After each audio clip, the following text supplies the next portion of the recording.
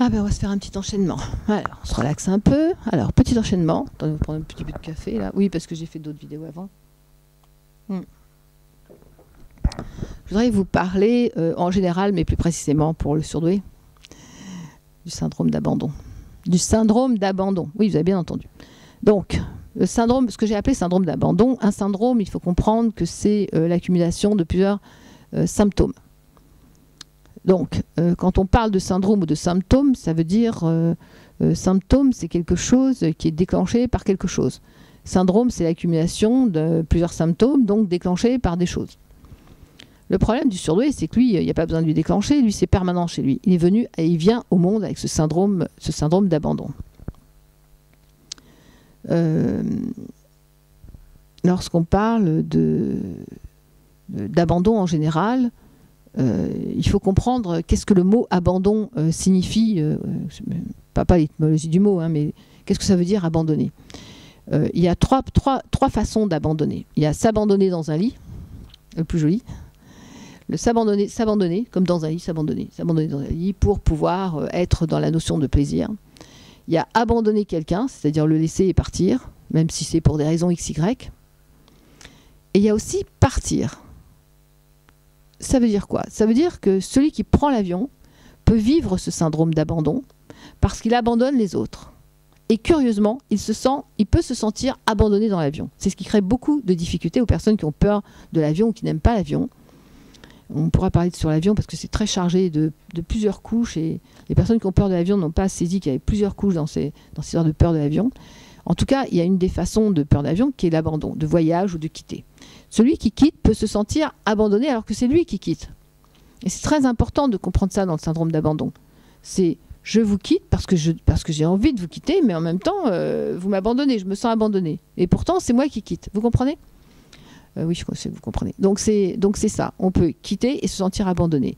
Se laisser aller pour profiter de tous les plaisirs de la vie, y compris sexuels et autres, c'est aussi s'abandonner. Et ensuite, être abandonné, évidemment, c'est quand quelqu'un s'en va. Ça, c'est sûr que s'il s'en va et qu'il veut vous quitter, c'est vrai abandon. On n'est pas dans des trucs un peu psycho, machin. Non, voilà. Mais le surdoué, lui, c'est en permanence. Ça veut dire que le surdoué ne coupe pas les liens. Le surdoué reste en lien. Alors, le HPI a une façon particulière de rester en lien. Le HPA, lui, c'est physique. Hein. C'est un lien fusionnel. Il a besoin de fusionner en permanence, de rester en symbiose tout le temps. Le HPI, lui, il va plus souffrir, il se déplace plus avec des liens d'une façon différente.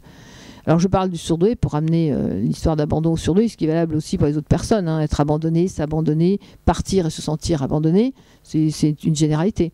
Mais alors c'est une généralité qu'on appelle syndrome d'abandon et névrose d'abandon qu'on peut soigner. Bon, les psys, s'ils veulent soigner ça, je veux bien, j'en reste à place. Hein. Moi, c'est pas mon but. Mais si on revient vers les surdoués, le surdoué est très abandonnique. Le surdoué vit en permanence l'abandon. En permanence. Alors le HPI moins, parce que cette intelligence froide lui permet de clac, clac, clac, de tout cadenasser et de se protéger. De se protéger de sa propre hypersensibilité et de se protéger de son intelligence intuitive et se protéger surtout des émotions qui pourraient réapparaître. Donc il sait se cadenasser. En dehors de ça, le surdoué, quand il ne se cadenasse pas, quand il s'accepte, il vit en permanence parce qu'il ne sait pas couper les liens, parce qu'il reste en lien, parce qu'il est attachant, parce qu'il s'attache, parce qu'il a besoin d'un port. J'ai dit que le surdoué avait besoin d'un port d'attache et que s'il n'avait pas son port d'attache, eh ben, c'est devenu un bateau qui coule. Donc même le HPI, au bout d'un moment, il a besoin de retourner à ce port d'attache.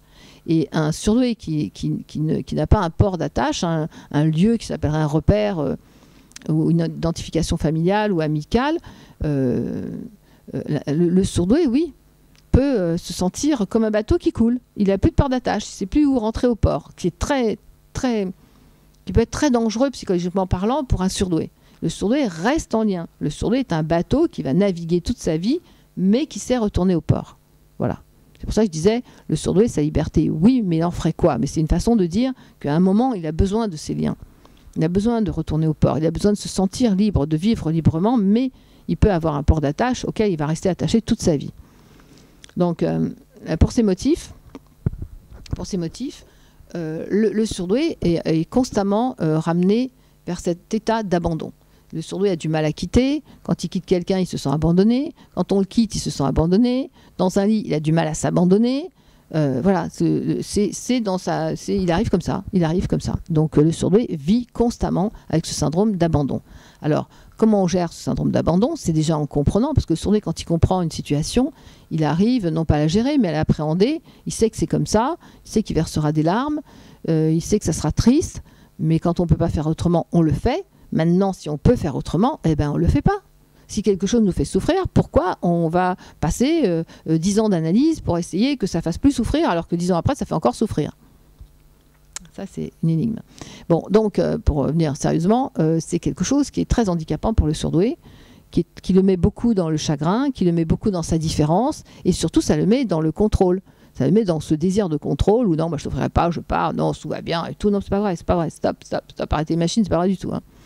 Donc, toute personne qui quitte, tout surdoué qui quitte, et puis je le vois ici, hein, quand on fait des week-ends avec les surdoués, au début ils arrivent craintifs, le surdoué est très craintif, hein. Il arrive craintif, il y a un besoin de s'apprivoiser, et toi tu viens d'où, et moi je suis là, et puis après on se réveille un matin, quand c'est week-end, et moi je leur ai dit, hein, vous arrivez craintif, machin et tout, vous avez abandonné votre famille ou les vôtres pour venir, peut-être qu'il y a quelque chose de cet ordre-là, qui fait qu'il y a une crainte de rencontrer d'autres personnes, mais en tout cas, quand vous partirez, vous pleurez tous. Hein. Et c'est ce qui se passe. Parce que aussi, de passer un week-end et de partir, c'est quelque chose qui se défait. Le surdoué n'aime pas se défaire de ses liens.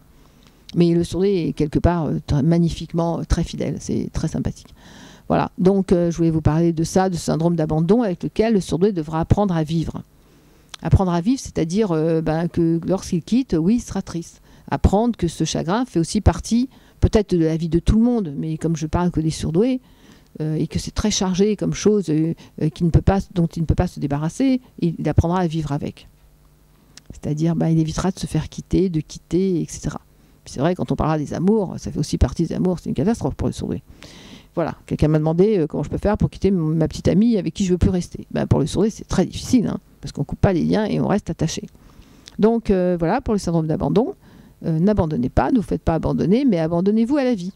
Abandonnez-vous à la vie pour avoir le plaisir de la vivre. Voilà, je vous embrasse, gardez bien votre port d'attache. N'oubliez pas qu'un surdoué qui n'a pas son port d'attache est un bateau qui coule. Et ne coupez pas tous les liens, parce que sinon vous allez vous trouver démunis, vous n'aurez plus qu'à nager ou nous appeler. Je vous embrasse, à bientôt. Merci.